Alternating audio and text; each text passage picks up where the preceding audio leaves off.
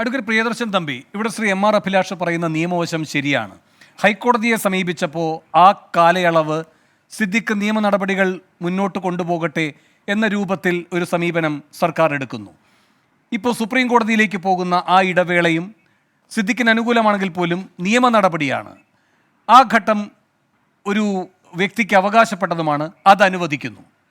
അല്ലെങ്കിൽ അത് നടക്കട്ടെ, അതിനെ എങ്ങനെ പ്രതിരോധിക്കാമെന്ന നടപടികളിലേക്ക് സർക്കാർ കടക്കുന്നു. സാങ്കേതികമായി ഈ രണ്ട് ഘട്ടങ്ങളും ശരി തന്നെ, ശ്രീ എം ആർ അഭിലാഷ് അത് ശരിയായി വിലയിരുത്തിയതും ചൂണ്ടിക്കാട്ടിയതും പോലെ. പക്ഷേ ശ്രീ എം ആർ അഭിലാഷ് പറഞ്ഞൊരു പ്രധാനപ്പെട്ട കാര്യമുണ്ടല്ലോ ശ്രീ പ്രിയദർശൻ തമ്പി, ഈ കോടതി ഉത്തരവ് സിദ്ദിഖിനെതിരാണ്.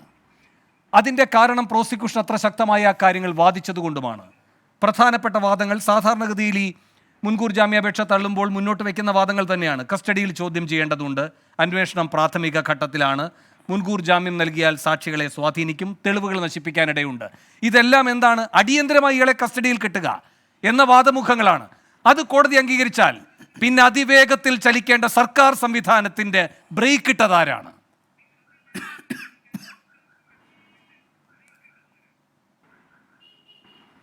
അല്ല, ഈ കേസിൻ്റെ നാൾവഴികൾ നമുക്കറിയാം. ഈ സിദ്ദിഖിനെതിരെ ഉള്ള ആരോപണങ്ങൾ വന്നപ്പോൾ തന്നെ, ആരോപണം അത്തരത്തിൽ അതിജീവിത ഉന്നയിച്ചപ്പോൾ തന്നെ സ്പെഷ്യൽ ഇൻവെസ്റ്റിഗേഷൻ ടീം ആക്ട് ചെയ്യുകയും അതിൽ കേസെടുക്കുകയും ചെയ്തു. കേസെടുത്ത ഉടൻ തന്നെ സിദ്ദിഖ് ബഹുമാനപ്പെട്ട കേരള ഹൈക്കോടതിയെ മുൻകൂർ ജാമ്യവുമായി സമീപിച്ചു. മുൻകൂർ ജാമ്യം ഒരാൾ ഫയൽ ചെയ്ത് കഴിഞ്ഞാൽ ആ മുൻകൂർ ജാമ്യത്തിൽ ഹൈക്കോടതിയുടെ പരിഗണനയിൽ അല്ലെങ്കിൽ സെഷൻസ് കോടതിയുടെ പരിഗണനയിലാണെങ്കിലും സുപ്രീം കോടതിയുടെ പരിഗണനയിലാണെങ്കിലും അറസ്റ്റ് ചെയ്യരുതെന്നുള്ള ഇൻ്ററിം ഓർഡർ ഇല്ലെങ്കിൽ പോലീസിനെ അറസ്റ്റ് ചെയ്യുന്നതിന് നിയമപരമായി യാതൊരു തടസ്സവുമില്ല. എന്നാൽ ഒരു ജുഡീഷ്യൽ ഒരു പ്രീസിഡൻറ്റ് എന്നുള്ള നിലയിൽ സ്വാഭാവികമായും സാധാരണഗതിയിൽ പോലീസ് ഹൈക്കോടതിയിൽ ഒരു മുൻകൂർ ജാമ്യം പെൻഡിങ് ഇരിക്കുമ്പോൾ അറസ്റ്റ് ചെയ്യാറില്ല. അതുകൊണ്ട് ഞാൻ സൂചിപ്പിച്ചത് അറസ്റ്റ് ചെയ്യുന്നതിന് തടസ്സമില്ല നിയമപരമായി, പക്ഷേ അറസ്റ്റ് ചെയ്യാറില്ല. ആ മുൻകൂർ ജാമ്യം ബഹുമാനപ്പെട്ട കേരള ഹൈക്കോടതിയിൽ പെൻഡിങ് ആയിരുന്നു. ആ ഹൈക്കോടതിയിൽ അതിജീവിതയ്ക്ക് വേണ്ടിയും അഭിഭാഷകനുണ്ടായിരുന്നു. സംസ്ഥാന ഗവൺമെൻറ്റിന് വേണ്ടി സംസ്ഥാനത്തെ ഗവൺമെൻറ്റിൻ്റെ ഏറ്റവും ഉയർന്ന നിയമ ഉദ്യോഗസ്ഥൻ തന്നെ ഹാജരാകുകയും ആ കേസിലെ ശക്തമായ റിട്ടേൺ ഒബ്ജക്ഷൻ തന്നെ ഫയൽ ചെയ്തുകൊണ്ട് ആൻറ്റിസിപ്പേറ്ററി ബെയിലിനെ ഒപ്പോസ് ചെയ്യുകയുണ്ടായി.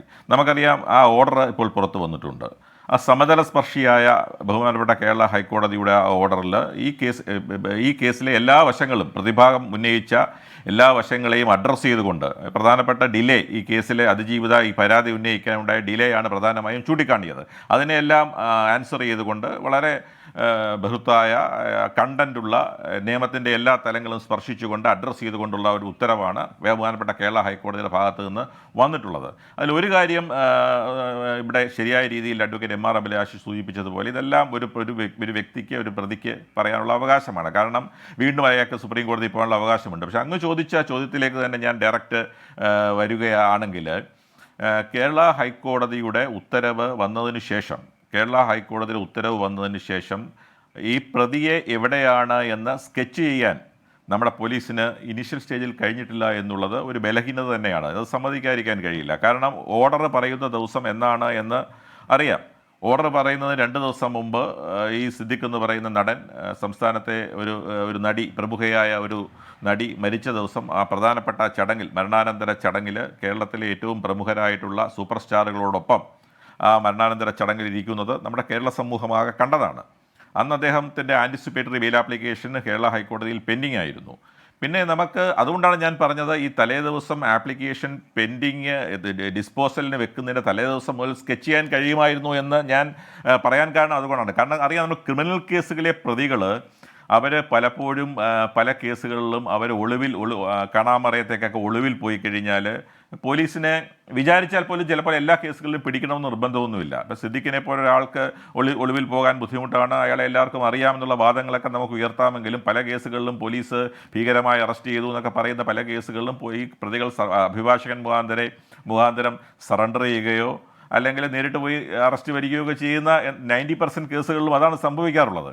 കാരണം ഒരാൾ ഒളിവിൽ പോകണമെന്ന് വിചാരിച്ച് മുമ്പിനാലെ തന്നെ ഒളിവിൽ പോയി കഴിഞ്ഞാൽ പിടിക്കാൻ കഴിയും. പക്ഷേ ഈ കേസിൽ, പർട്ടിക്കുലർ കേസിൽ ഇത് ഓർഡർ പറയുന്ന ദിവസം ഇന്ന പർട്ടിക്കുലർ ദിവസമാണെന്ന് അറിയാമായിരുന്നു. തലേദിവസം വരെ സിദ്ദിഖ് ഉണ്ടായിരുന്നു എന്നാണ് പറയുന്നത്. അപ്പോൾ സിദ്ദിഖ് എന്ന് പറയുന്ന നടൻ, അദ്ദേഹം ഈ കേസിൻ്റെ വിധി വരുന്നതിന് മുൻപിനാലെ തന്നെ അബ്സ്കോണ്ടിങ് ചെയ്യപ്പെട്ടു അല്ലെങ്കിൽ ഒളിവിൽ പോയി എന്നാണ് നമുക്ക് മനസ്സിലാക്കാൻ കഴിയുന്നത്. ആ ഒരു കാര്യത്തിൽ അദ്ദേഹത്തെ നേരത്തെ തന്നെ എവിടെയാണെന്ന് ട്രേസ് ചെയ്ത് അറസ്റ്റ് ചെയ്തിരുന്നുവെങ്കിൽ യാതൊരു സംശയവും വേണ്ട, ഈ ആൻറ്റിസിപ്പേറ്ററി ബെയിൽ ഡിസ്മിസ് ചെയ്തതിൻ്റെ തൊട്ട് പിറ്റേ ദിവസം തന്നെ ഇൻസ്റ്റൻറ്റേനിയസ് ആയിട്ട് അയാളെ അറസ്റ്റ് ചെയ്യാൻ കഴിഞ്ഞിരുന്നുവെങ്കിൽ അത് കേരള പോലീസിനും സ്പെഷ്യൽ ഇൻവെസ്റ്റിഗേഷൻ ടീമിൻ്റെയും തൊപ്പിയിൽ ഒരു തൂവലായി മാറുമായിരുന്നു എന്നുള്ള കാര്യത്തിൽ യാതൊരു സംശയവുമില്ല. പക്ഷേ ഇനിയും അതിനുള്ള അവസരമുണ്ട്. ഇനിയും അയാൾക്ക് സുപ്രീം കോടതിയിൽ ഇവിടെ സൂചിപ്പിക്കപ്പെട്ടതുപോലെ പൊൻതൂവൽ നഷ്ടപ്പെടുത്തിയ പോലീസിന്റെ തൊപ്പി എന്ന് പറയുന്നത് അത് യാദൃച്ഛ്യമാണെന്ന് നിങ്ങൾ കരുതുന്നുണ്ടോ?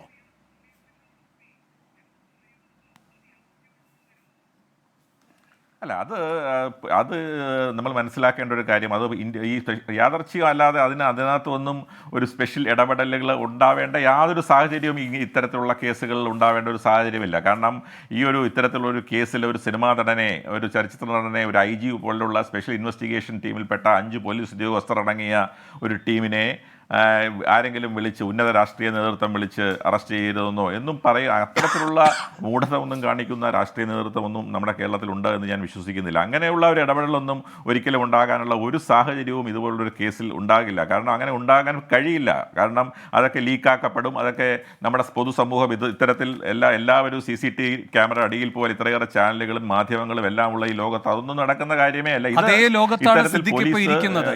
അതേ ലോകത്താണ് ഈ പോലീസിനെ കണ്ടെത്താൻ കഴിയാതെ സിദ്ദിഖിരിക്കുന്നത്. ശ്രീ പ്രിയദർശൻ തമ്പി, ഒറ്റ കാര്യമേ ഉള്ളൂ, അന്വേഷിച്ച് കണ്ടെത്തേണ്ട സംവിധാനം പോലീസാണ്.